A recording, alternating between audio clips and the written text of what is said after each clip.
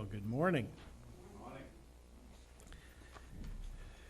We are in our study of Proverbs, topical study, going through the book of Proverbs, and we're going to begin today and talk about a shorter topic, a shorter part of a topic. The book of Proverbs has a lot to say about our physical body as well.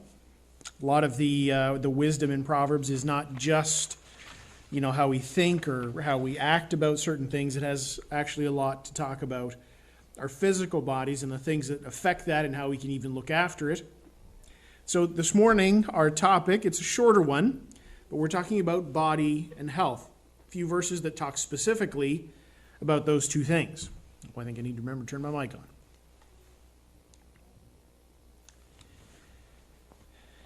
Our body and our health. Our health is important. It is such a key part of everything in our lives. And one of the greatest benefits, one of the biggest principles that Proverbs showcases to us is that the greatest benefit to your health is actually fearing God. When things are right with God, it has a physical effect on our body. One of the greatest investments that you can do in your physical health is not dieting or staying active or drinking a lot of water and all of those different things. There's a host of different things that can help your body physically. But one of the things that Proverbs point out is that the greatest benefit to your physical body is actually fearing God, listening and obeying Him.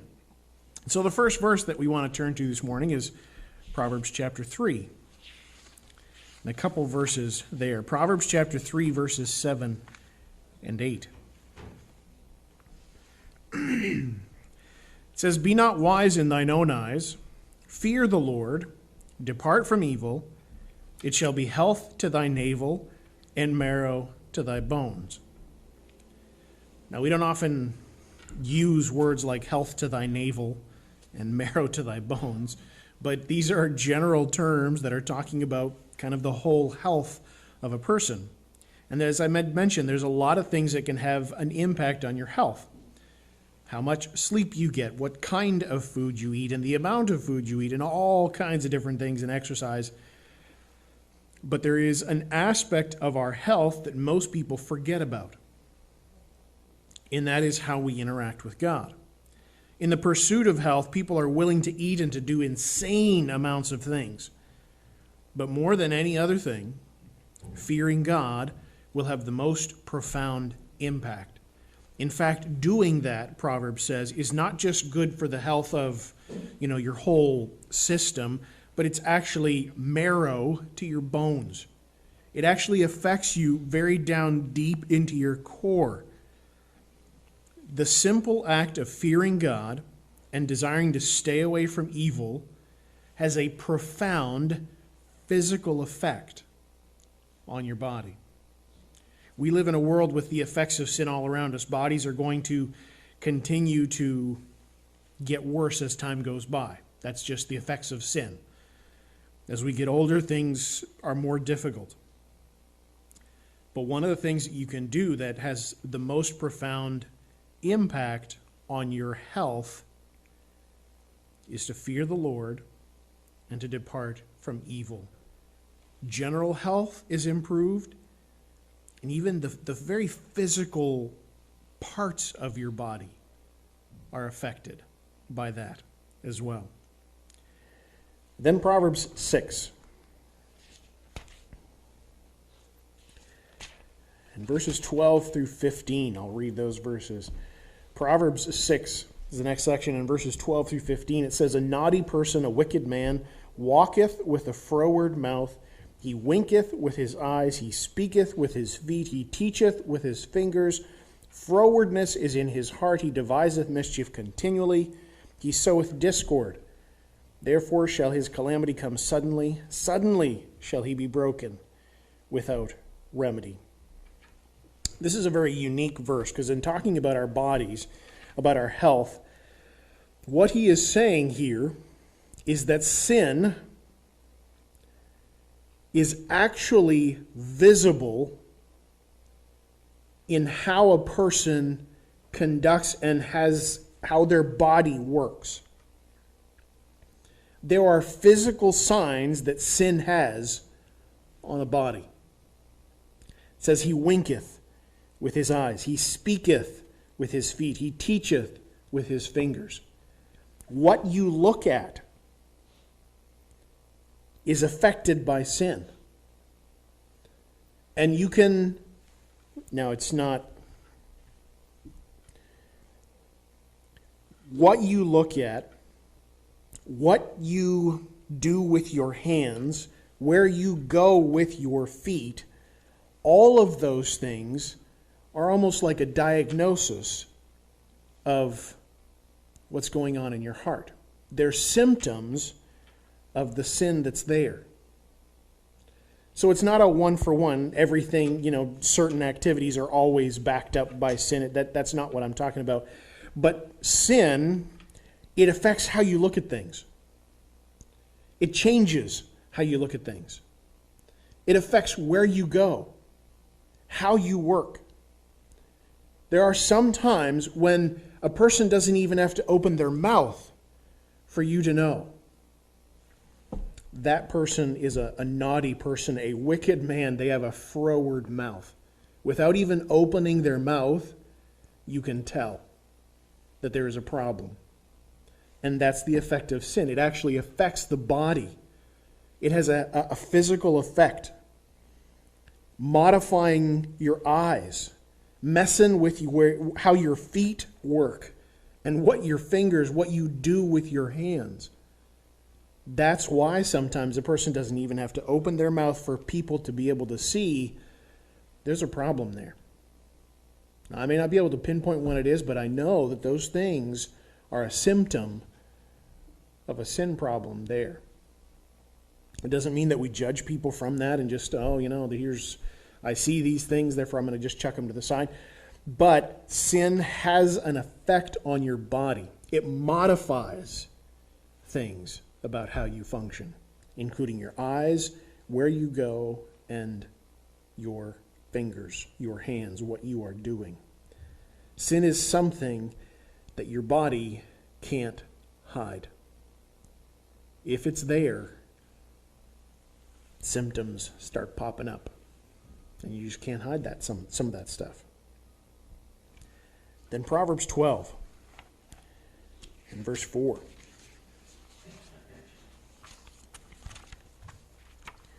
This is a passage talking about a virtuous woman as the personification of a virtuous woman. So it's not, I don't think he's talking about someone in particular, but these are principles that are talking about a virtuous woman.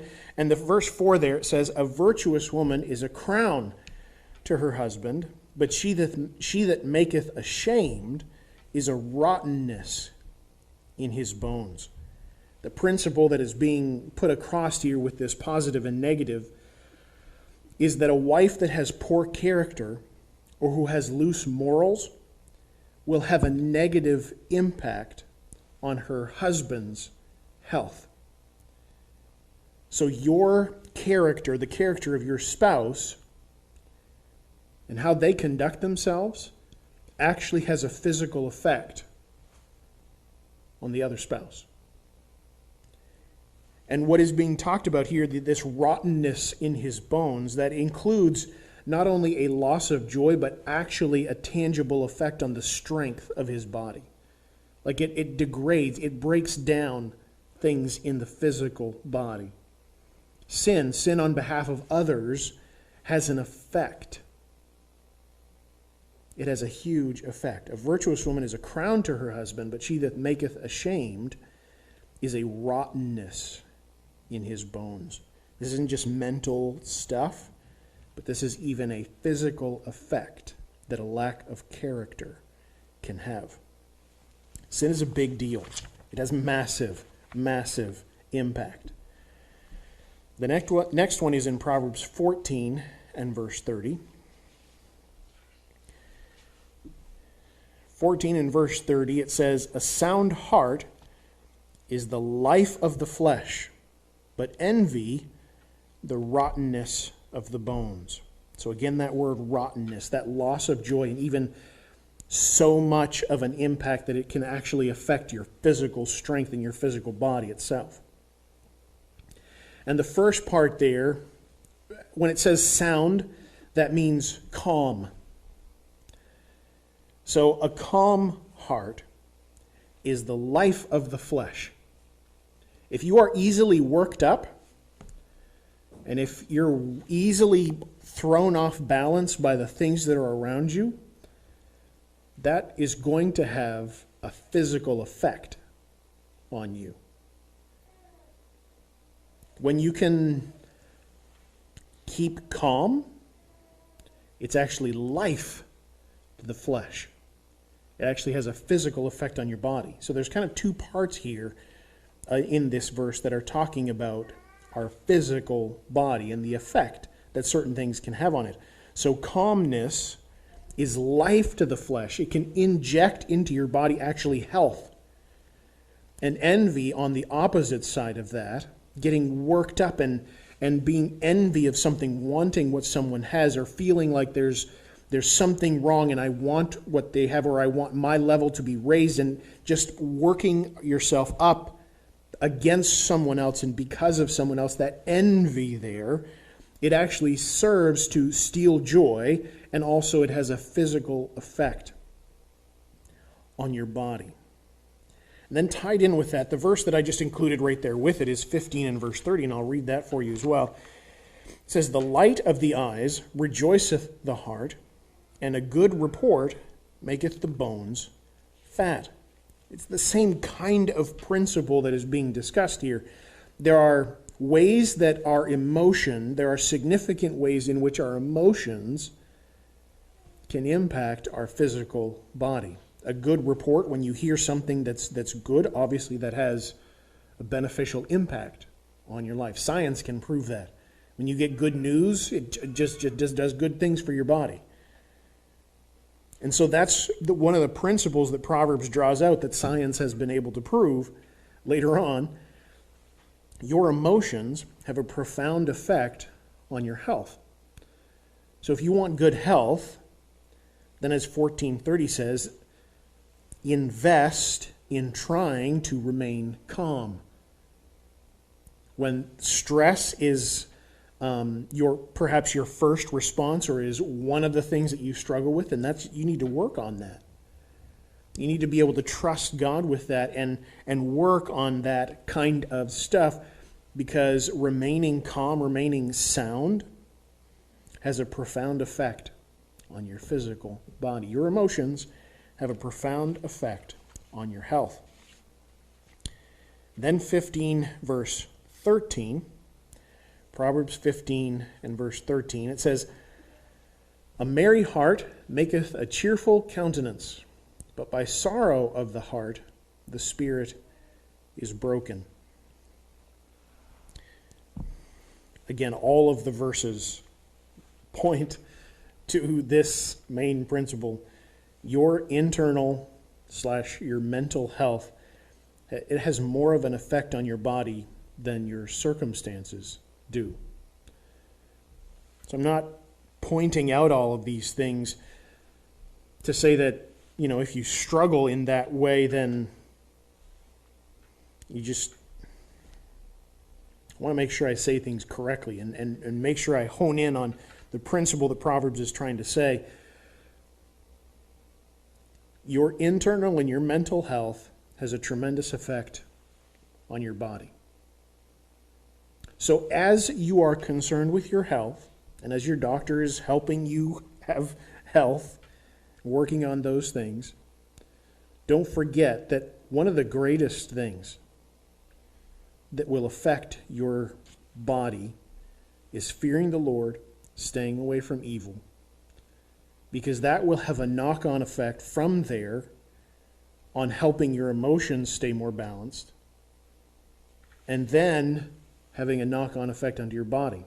Now, it doesn't mean that every time that there's an emotional something difficult that you're going through that it naturally is from sin, but there is a correlation. with its starting, your health starting with fearing God and staying away from evil, and then also working on, at the same time, on your internal emotional health. Because both of those things, when you work on those two things, they can have more of an impact on your body than going to a gym. So I guess that's what I'm trying to hone in on. And that's the principle that Proverbs is drawing out here. Invest in your relationship with God. Invest in your emotional health. Because both of those things have more of a profound impact on your body than probably any other two things combined. So if there's one thing that you can take away from, hopefully I haven't distracted you with other things, those are the two things. Invest in those two things, because they have more of an impact on your body and on your health than anything else. So if you find that your emotions are struggling, invest in that. Invest in that emotional health. If you find that your relationship with God is struggling, invest in that. Because both of those things have a huge impact on the physical strength that you will have and your health overall. Health to thy navel and marrow to thy bones. There is a huge impact that your internal and mental health and your relationship with God have on your body. And then finally, the last verse. Kind of stepping away from those two distinct principles. Proverbs 16 and verse 31 says, "The hoary head is a crown of glory if it be found in the way of righteousness." Now, a hoary head is a way of just saying gray hair. So, take pride in your gray hair. It's a distinguished crown. Now, there's one caveat there. There's one statement that follows that.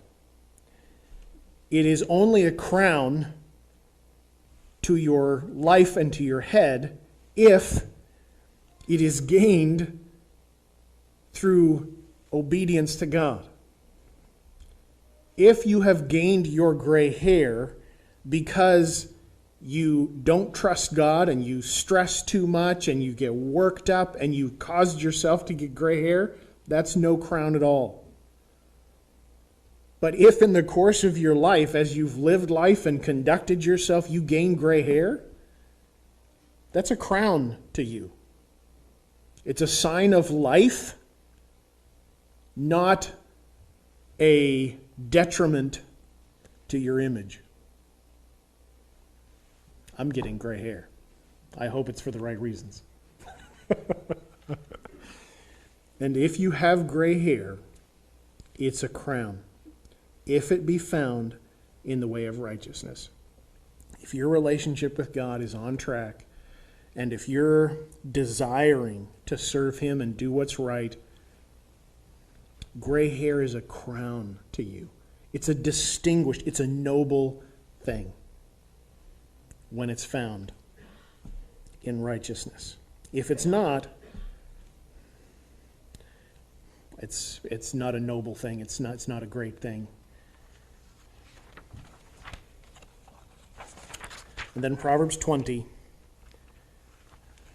and verse 12.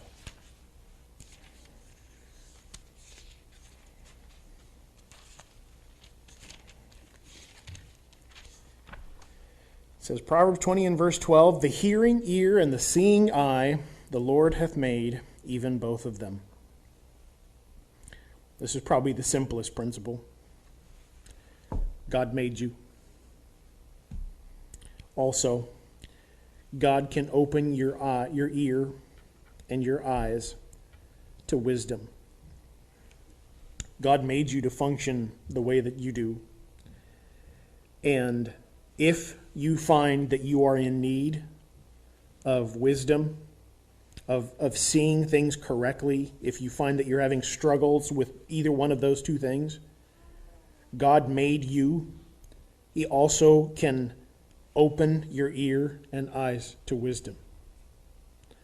So just because there's an area in which you struggle, finding wisdom, being able to see things correctly, and anything in that area, there's no need to despair because the Lord made both of those things. If you're struggling with finding wisdom, God can help and make it available to you.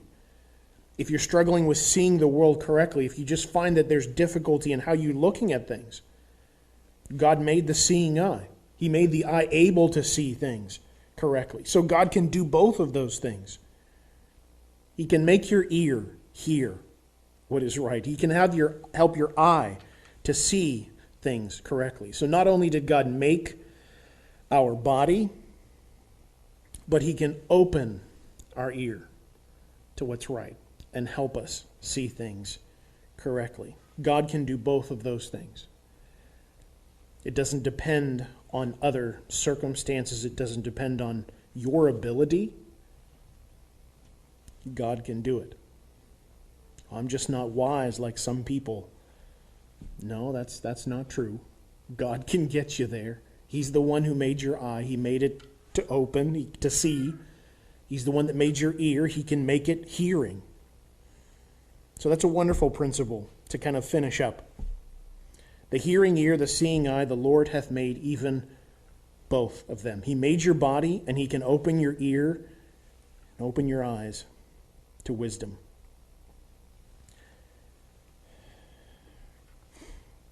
Let's close this section in prayer, and then we'll have some time afterwards. Let's close in a word of prayer. Dear Heavenly Father, we thank you for the opportunity to be able to go through these things, to be able to look at the principles that Proverbs has for us and help us to understand the value of investing in our relationship with you, that it has a physical effect on us, and help us also to understand the value of our emotional health as well, that that's something we need to invest in because it has a tremendous impact on the strength that we can have and our physical health. So help us, Lord, to invest in those things and to